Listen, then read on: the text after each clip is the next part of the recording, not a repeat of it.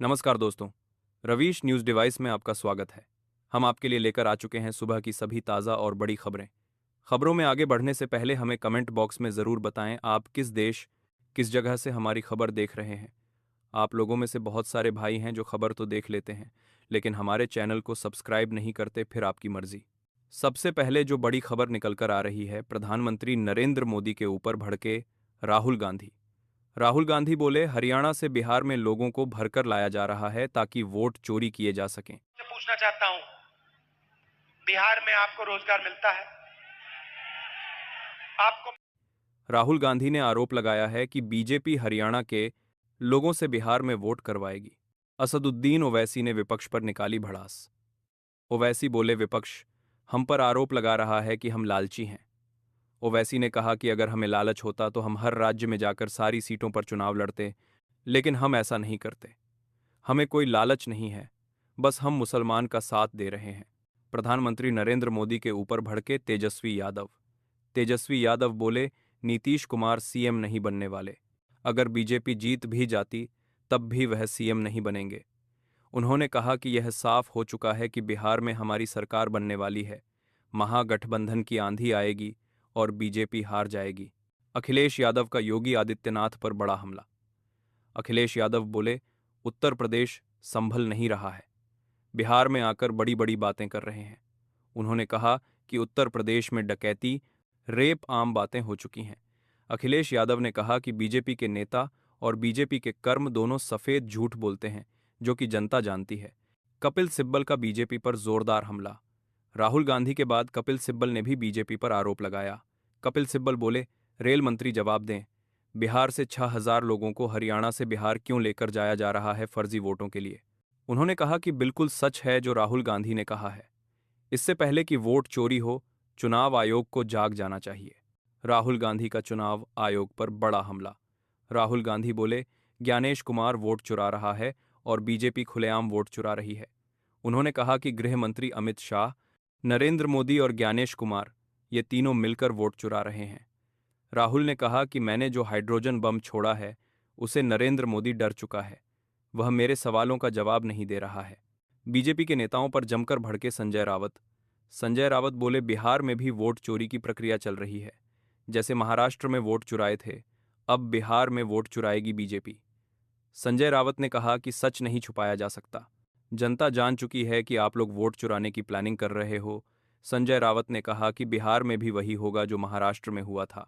प्रधानमंत्री नरेंद्र मोदी के खिलाफ जमकर भड़के असदुद्दीन ओवैसी। ओवैसी बोले, 10,000 लोग पड़े थे खेत में, लेकिन उनको देखने कोई नहीं आया। जब वोट आते हैं तो ये लोग अपने अपने तरीके से मुसलमान से वोट मांगने लगते हैं, लेकिन जब मुसलमानों को ज़रूरत होती है तो उनके पास कोई नहीं होता। इमरान प्रतापगढ़ी का असदुद्दीन ओवैसी पर बड़ा हमला। इमरान प्रतापगढ़ी बोले, कुछ बरसाती लोग आए हुए हैं जो मंच पर लोगों से कह रहे हैं कि हम मुसलमान के रहनुमा हैं, हमें वोट दें, और आपके बच्चों को गालियां दे रहे हैं। उन्होंने कहा कि याद रखिए, कांग्रेस हमेशा मुसलमानों के साथ, दलितों के साथ, पिछड़ों के साथ, आदिवासियों के साथ खड़ी रही है। कांग्रेस कभी भी धर्म के आधार पर लोगों को जज नहीं करती, जबकि ओवैसी मुसलमानों को एक तरफ करना चाह रहा है ताकि बीजेपी जीत जाए, क्योंकि जाहिर है वोट बंटेंगे तो बीजेपी आसानी से जीत जाएगी। बीजेपी ने लोकतंत्र की हत्या की है और लोकतंत्र बीजेपी को माफ नहीं करेगा।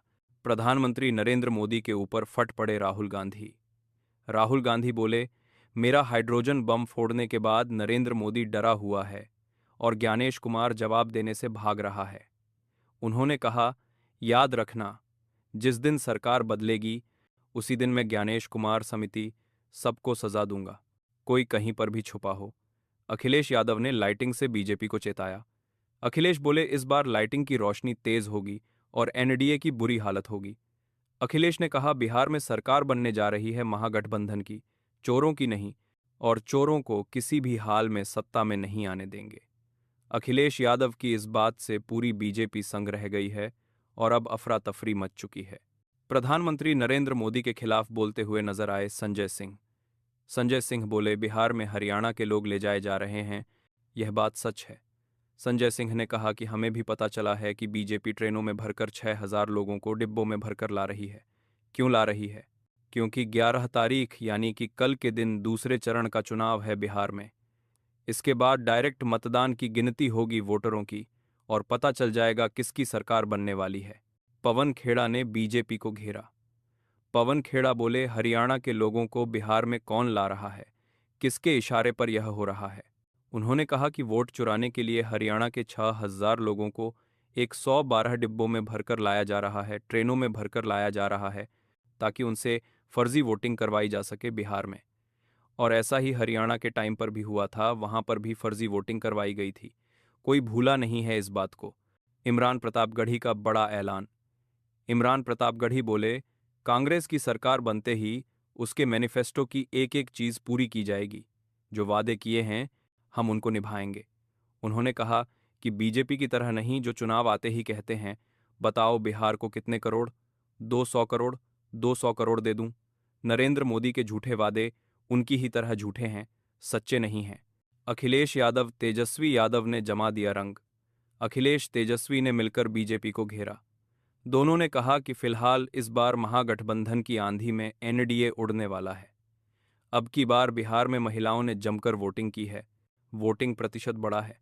लेकिन यहां पर साफ कहा गया कि वे महिलाएं जो बीजेपी से छुटकारा चाहती हैं।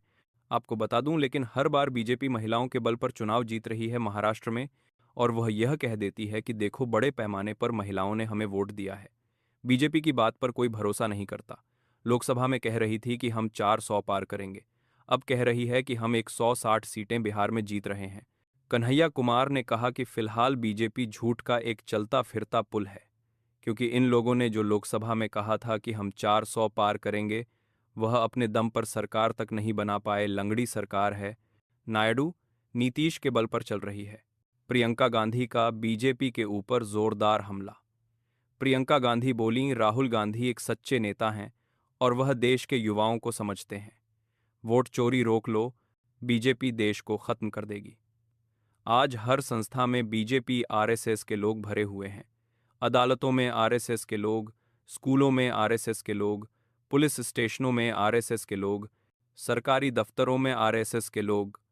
ऐसी कोई सी जगह बची है जहां आरएसएस और बीजेपी ने अपने लोगों को न रखा हो। फिलहाल वीडियो अच्छा लगे तो लाइक कीजिएगा, चैनल को सब्सक्राइब कीजिएगा और हमें कमेंट बॉक्स में बताइएगा आप किस देश या राज्य से हमारी खबर को देख रहे हैं। और अगर आप भी सरकार के खिलाफ हैं तो कमेंट बॉक्स में अपना नाम ज़रूर लिखें और अपने ज़िले का नाम।